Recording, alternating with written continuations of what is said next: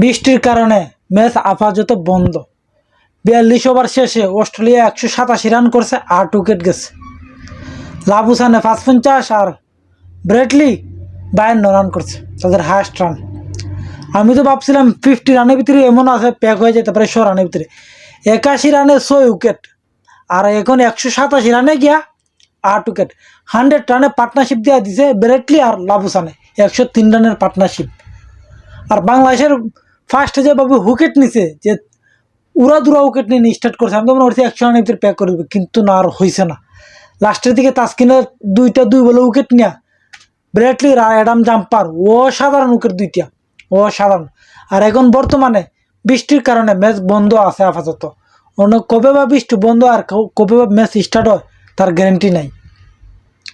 দেখা যাক, 187 রান করছে অস্ট্রেলিয়ায়, 8 উইকেট নিছে। বাংলাদেশে 3 উইকেট নিছে তাসকিনে, 3 উইকেট মুস্তাফিজে, 2 উইকেট তানভীর ইসলামে, সর্বমোট 8 উইকেট গেছে।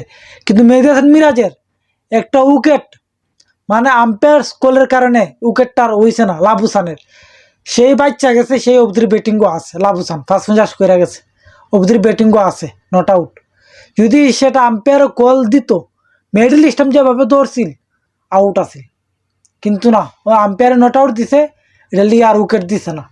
ওখান দেখা যাক সামনে দিয়ে তারা আরও 8 ওভারে রান কত নিতে পারে। উইকেট আমরা লাগে 2টা, তাদের আছে এত 8 ওভার।